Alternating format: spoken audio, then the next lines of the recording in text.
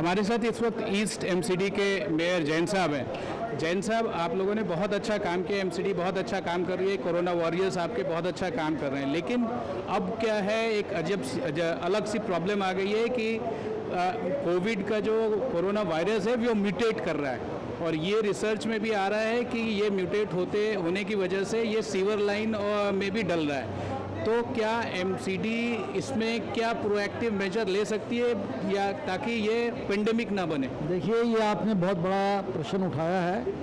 हम लोग जो निगम की जो जिम्मेवारी है वो सबसे बड़ी जिम्मेवारी कूड़ा उठाने की है। आज भी हम जो ऑन एंड एवरेज पहले हमारा लॉकडाउन से पहले 2500 टन पहले जो कूड़ा उठता था, आज भी हम 2100 टन कूड़ा इकट्ठा कर रहे हैं। और जो सीवर लाइन की बात आपने कही, सीवर का जो विषय है वो दिल्ली जल बोर्ड का है, लेकिन मुझे दुख के साथ कहना पड़ रहा है कि ज़्यादातर सीवर लाइनें पुरानी पड़ चुकी हैं, उनमें पूरी तरह से डैमेज हो रही हैं। उसको तुरंत आवश्यकता है, दिल्ली के मुख्यमंत्री जो दिल्ली जल बोर्ड के अध्यक्ष भी हैं, तुरंत इसको, और ये बात आपने बिल्कुल सही कहा, अगर ये सीवर लाइन से अगर ये संक्रमित हो गया तो फिर कोई बचा नहीं पाएगा।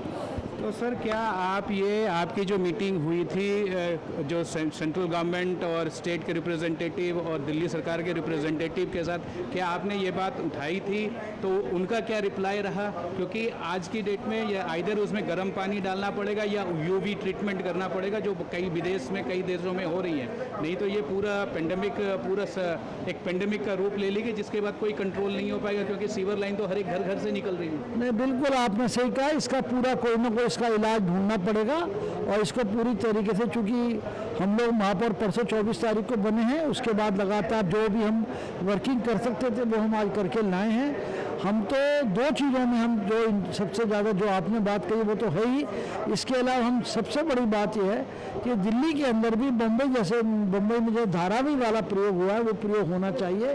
घर घर से आइडेंटिफाई करके, घर घर में थर्मल स्कैनिंग करके जो भी सस्पेक्टेड केस हो उसको बाहर निकाला जाए, उसको सोसाइटी से बाहर निकाल कर उसको आइसोलेट किया जाए, तो ये बहुत बड़ा फर्क। और इसके अलावा हमारा जो घर घर से स्क्रीनिंग वाला काम है और आइसोलेशन सेंटर बना करके, मेरे ख्याल से इससे बहुत बड़ा काबू में आएगा। सर, ये तो बहुत इम्पॉर्टेंट है कि कोरोना वॉरियर्स म्यूनसिपैलिटी के स्टाफ हैं, लेकिन ये इम्पॉर्टेंट ये भी बात है कि उनकी तनख्वाह मिल रही है या नहीं, क्योंकि ये बात बहुत ज़ोर से आई थी कि उनकी तनख्वाह रोकी जा रही है, और ये दिल्ली सरकार और म्यूनसिपैलिटी के बीच जो द्वंद्व है, इसमें जो म्यूनसिपैलिटी के कर्मचारी हैं वो फंस रहे हैं। देखिए, अभी तक सफाई कर्मचारियों को हमने मई तक की तनख्वाह जो जून में हमारे को दी थी, बनती थी, वो सब तनख्वाह हमारी दे चुके हैं।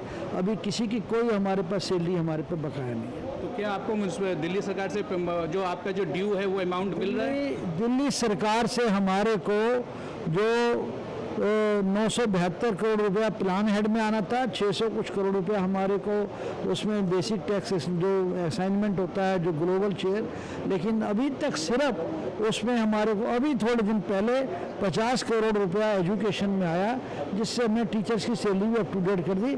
इसके अलावा कोई पैसा नहीं है। हम लगातार प्रयत्नशील हैं, लगातार हम लोग बातचीत कर रहे हैं कि हमें तुरंत फंड रिलीज करें। तो आप ये फंड जो आप दे रहे हैं अपने स्टाफ को, ये कहाँ से रिसोर्स कर पा रहे हैं? क्योंकि आपको दिल्ली सरकार से तो फंड शायद नहीं आ रही है, जैसा रिपोर्ट आ रही है। ये जो फंड हमारे पास में जो पहले का था, जो जनरेट करके हमने और सब संसाधनों, क्योंकि हम सबसे पहला जो हमारी कोशिश रहती है वो रहती है सैलरी बांटने की।